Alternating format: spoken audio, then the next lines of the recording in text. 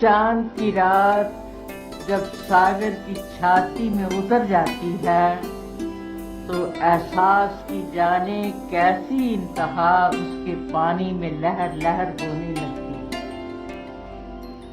कुछ उसी तरह की घटना होती है जब रजनीश जी की आवाज सुनने वाले की रगों में उतरती है और अंतर मन में जाने कितना कुछ भीगने और छलकने लगता है।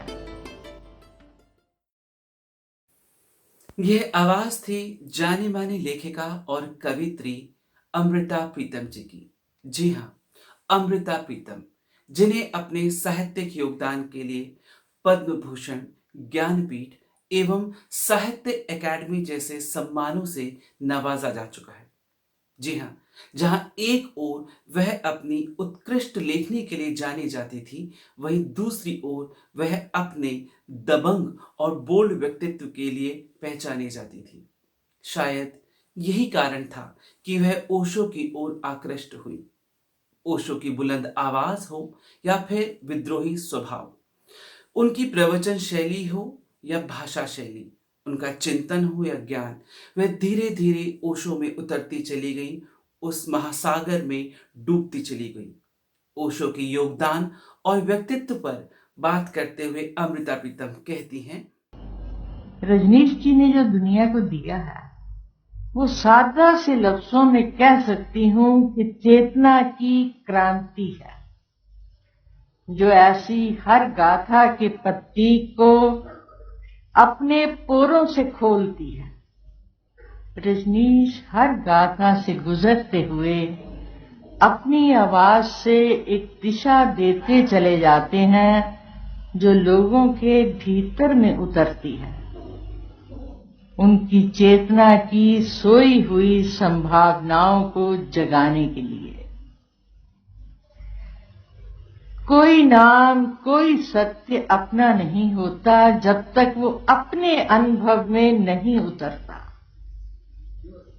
किसी अपने अनुभव की बात करते हुए कह सकती हूँ कि मैं जब भी नानक को समझना चाहती हूँ तो देखती हूँ कि रजनीश वहां खड़े हैं, मुझे संकेत से वहां ले जाते हैं जहां नानक के दीदार की झलक मिलती है।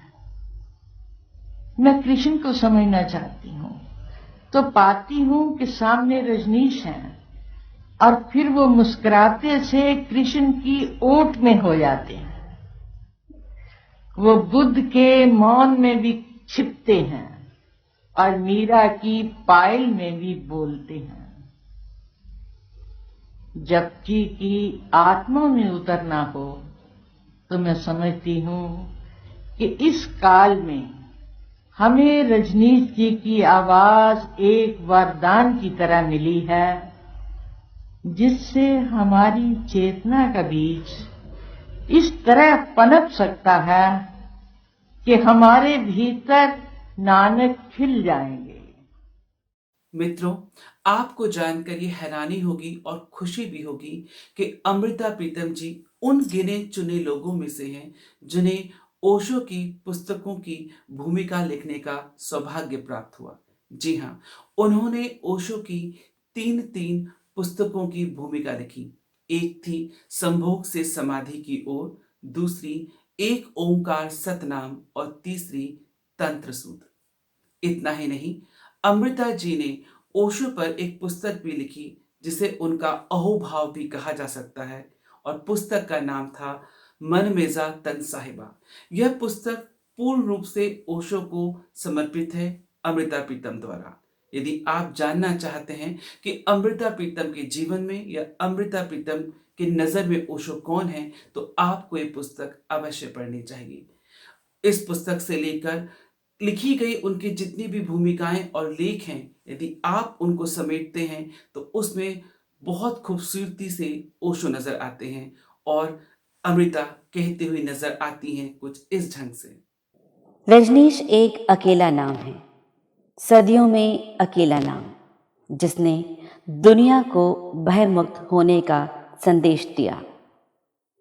कुछ लोग होते हैं चिंतन, कला या विज्ञान के क्षेत्र में जो प्रतिभाशाली होते हैं और कभी कभी यह दुनिया उन्हें सम्मानित करती है। लेकिन रजनीश अकेले हैं, बिल्कुल अकेले, जिनके होने से दुनिया सम्मानित हुई, यह देश सम्मानित हुआ। पुस्तक संभोग से समाधि की ओर की भूमिका में अमृता प्रीतम लिखती हैं, मैं समझती हूँ कि रजनीश हमारे युग की एक बहुत बड़ी प्राप्ति है, जिन्होंने सूरज की किरण को लोगों के अंतर की ओर मोड़ दिया और सहज मन से उस संभोग की बात कह पाए जो एक बीज और किरण का संभोग है, और जिससे खिले हुए फूल की सुगंधी इंसान को समाधि की ओर ले जाती है, मुक्ति की ओर ले जाती है, मोक्ष की ओर ले जाती है। मानना होगा कि रजनीश ही यह पहचान दे सकते थे, जिन्हें चिंतन पर भी अधिकार है और वाणी पर भी अधिकार है। पुस्तक एक ओंकार सतनाम की भूमिका में अमृता प्रीतम लिखती हैं, जपू जी की आत्मा में उतरना हो तो मैं समझती हूँ कि इस काल में हमें रजनीश जी की आवाज़ एक वरदान की तरह मिली है, जिससे हमारी चेतना का बीज इस तरह पनप सकता है कि हमारे भीतर नानक खिल जाएंगे, एक ओंकार खिल जाएगा। रजनीश की आवाज़ हमें सत्ता और सत्य के अंतर में ले जाती है, जहाँ विज्ञान अकेले मस्तक के माध्यम से सत्य को खोजता है और कवि अकेले मन के माध्यम से सत्ता को खोजता है। मन और मस्तक अकेले अकेले पड़ जाते हैं और रजनीश एक संकेत बन जाते हैं नानक के उस अंतर अनुभव का, जहाँ दोनों का मिलन होता है। विज्ञान और कला का द्वंद्व खो जाता है और इस ओंकार में प्रवेश करते हैं। रजनीश की आवाज़ जब बहती हुई पवन की तरह किसी के अंतर में सरकती है, एक बादल की तरह घिरती हुई बूंद बूंद बरसती है और सूरज की एक किरण होकर कहीं अंतर्मन में उतरती है, तो कह सकती हूँ यही चेतना का सोया हुआ बीज पनपने लगता है। फिर कितने ही रंगों का जो फूल खिलता है, उसका कोई भी नाम हो सकता है। वो बुद्ध होकर भी खिलता है और नानक होकर भी। पुस्तक तंत्र सूत्र की भूमिका में अमृता लिखती हैं, तंत्र की आत्मा में उतर पाने का अनुभव जरूर कई ऋषियों को हुआ होगा, लेकिन अनुभव बोलना नहीं जानता और रजनीश अकेले रजनीश हैं जो अनुभव से तरंगित होकर अपनी वाणी को भी तरंगित कर पाए हैं। इसीलिए कहना होगा कि उनके ग्रंथ में एक नहीं 3 पहलू इकट्ठे हुए हैं। एक देवी जो प्रश्न पूछ सके, एक शिव जो हर प्रश्न का उत्तर दे पाए, और एक रजनीश जो हर उत्तर की आत्मा में उतर जाए।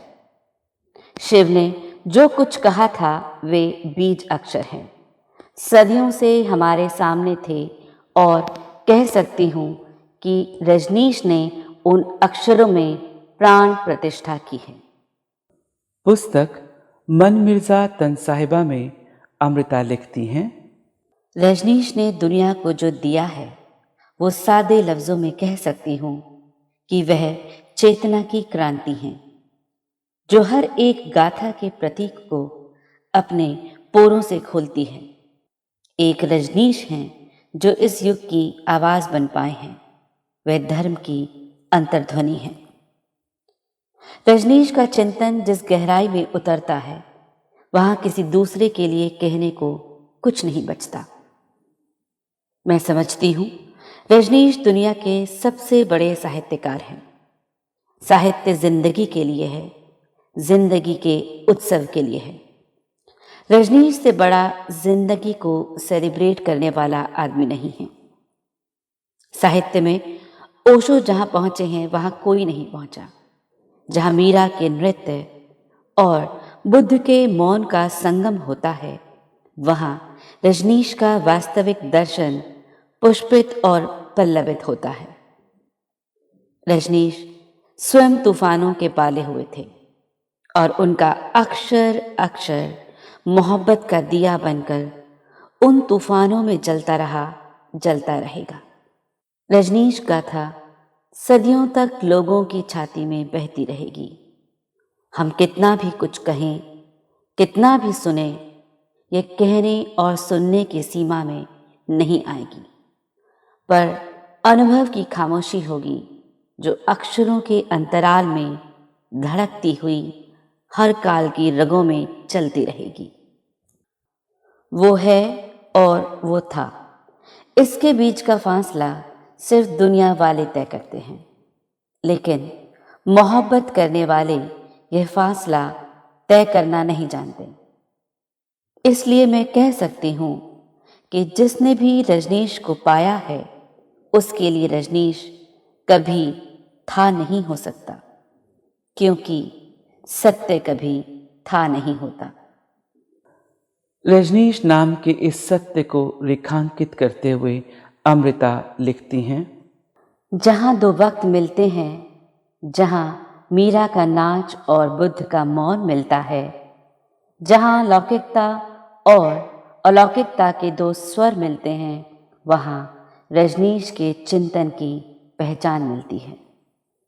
जहाँ एक बिंदु का कंपन एक ध्वनि में मिलता है, जहाँ आकाश गंगा और पाताल गंगा के दो स्वीकार मिलते हैं, वहाँ रजनीश के चिंतन की पहचान मिलती है। जहाँ धर्म और विज्ञान मिलते हैं, जहाँ संन्यास और क्रांति की अंतर्धारा मिलती है, जहाँ जिंदगी और संन्यास के दो स्वीकार मिलते हैं, वहाँ रजनीश के चिंतन की पहचान मिलती है। जहाँ आकार और निराकार मिलते हैं, जहाँ काया और आत्मा के दो स्वीकार मिलते हैं, वहाँ रजनीश के चिंतन की पहचान मिलती है। जहाँ दो वक्त मिलते हैं, वहाँ रजनीश के चिंतन की पहचान मिलती है। यह थी अमृता प्रीतम और अमृता प्रीतम की नज़र में ओशो, जिसे वह रजनीश कहकर ही संबोधित करती रही, अपनी पुस्तकों में लिखती रही।